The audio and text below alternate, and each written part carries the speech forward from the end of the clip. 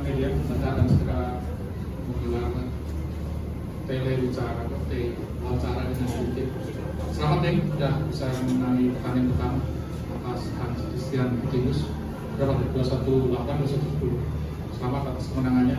Oke teman-teman, kita segera menggelar dengan surprise di ajang Tapalapi Group Indonesia Open tahun 2020. Ini bisa ceritakan dari kemana perasaannya bisa melakoni tahap pertama dengan baik, tidak ada cedera dan bisa memetik kemenangan. Silakan.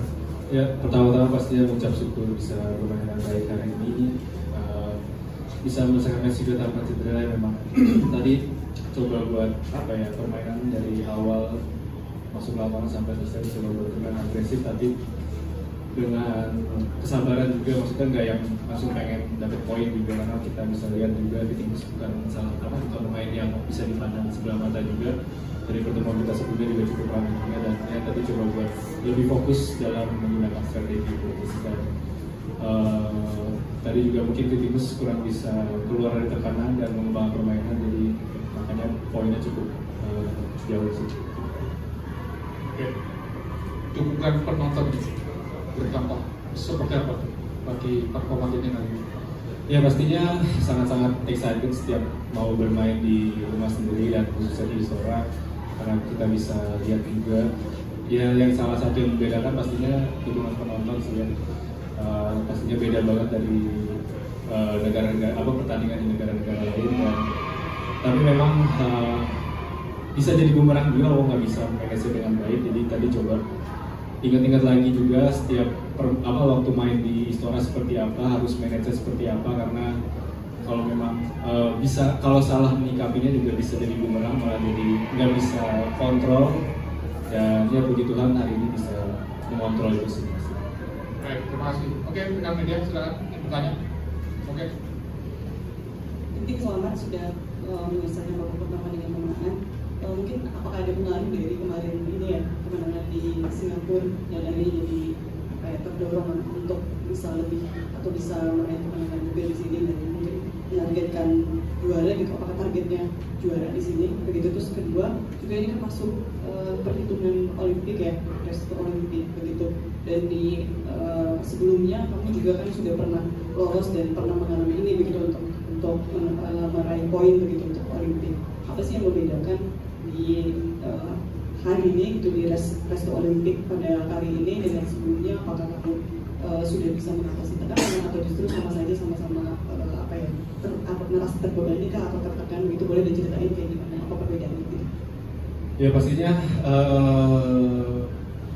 habis juara di Singapura kemarin pastinya juga berdampak baik juga buat saya secara pribadi dengan kepercayaan diri juga pastinya, tapi memang harus manage juga, harus kontrol juga karena kan pasti harus, karena back to back, jadi euforia atau perasaan yang udah seneng waktu minggu lalu harus cepet-cepet ditinggalin, harus cepet-cepet dibuang juga, karena ini udah minggu yang baru juga, pertandingan yang baru, jadi mulai dari nol lagi. Dan semua pemain yang bermain hari ini juga pastinya punya kesempatan yang sama juga, jadi memang, dan buat target sendiri ya pasti semua pemain dan termasuk saya pengen jadi yang terbaik, pengen juara di sini, karena memang setiap pertandingan itu yang kita harapkan. Tapi buat mencapai ke sana memang nggak mudah, karena semua pemain juga khususnya di tunggal putra juga persaingan semua ketat. Jadi memang fokus saya coba buat mempersiapkan diri sendiri dulu maksimal dari segi fisiknya, ototnya, pikirannya, strategi di lapangan seperti apa, fokusnya dan semuanya. Jadi ya kalau memang semua persiapan diri saya udah siap sih, menurut saya sih performanya juga bakalan baik juga. Jadi kalau untuk yang kedua restu Olimpik, kalau perbedaannya mungkin nggak jauh beda sih, mungkin bedanya lebih ke pemain-pemainnya aja ya, karena waktu restu Olimpik yang sebelumnya memang cukup banyak pemain-pemain senior juga yang dimana mereka lebih berpengalaman juga, lebih punya kualitas juga.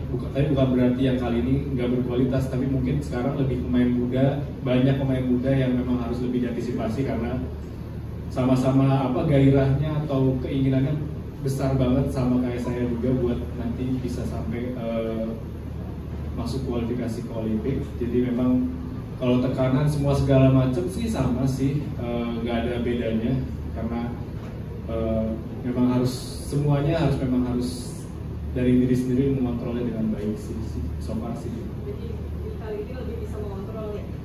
Ya dengan pengalaman pastinya mudah-mudahan bisa lebih banyak. Lanjut, oke.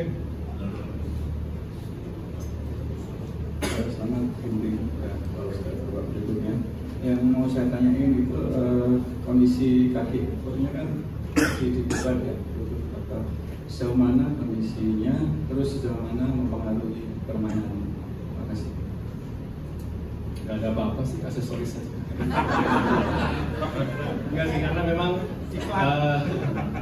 di lutut ini memang dari dulu udah ada riwayat sesuatu, jadi memang cuma buat jaga aja. Jadi waktu ada kendala rasa agak kurang nyaman atau agak ngilu dikit, jadi ya daripada kepikiran di lapangan, daripada mengambil risiko yang macam-macam, saya tanya juga fisio kayak gimana, mending dipakai tapping biar menjaga juga dan lebih apa ya, nggak kepikiran waduh nanti ini takut ini sakit ini. Jadi so far sih nggak ada masalah apa-apa sih, nggak ada masalah yang serius.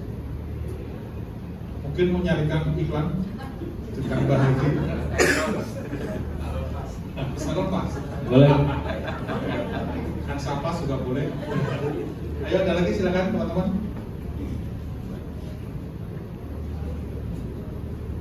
Cek, Ginting, pertama selamat kemarin sudah juara di Singapura Open.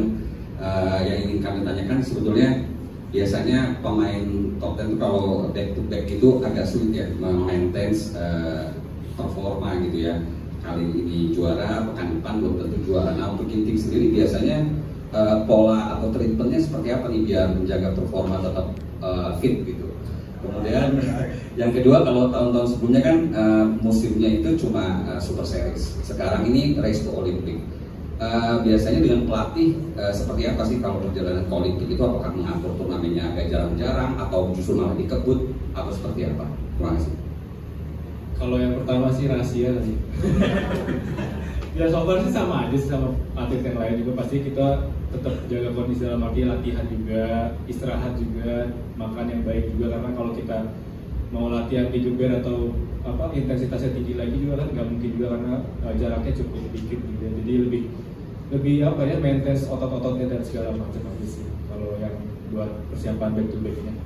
Dan kalau yang kedua tadi Sama pelatih. Oh ya, memang kalau Resto Olimpik ini kayak kemarin waktu dari Sudirman, Malaysia, skip di Thailand, Singapura dan Indonesia, memang kita lebih apa ya, ngatur schedule juga sih, karena kalau kita ikutin semua juga bukannya ya kita nggak tahu hasilnya bakal lebih baik atau malah sebaliknya, tapi kita lebih memperhatikan kondisi fisiknya sih, kondisi seluruhnya sih, dari badan, pikiran juga, karena kalau memang berturut-turut juga apa ya, bisa dibilang kayak butek juga, dan kita mengurangi resiko cedera itu karena memang ini udah masa-masa yang sangat penting juga. Tapi kita lihat lagi juga ke depannya seperti apa, nanti schedule ke depannya seperti apa. Kalau memang perlu main terus ya kita main terus, kita siapin juga dengan baik juga,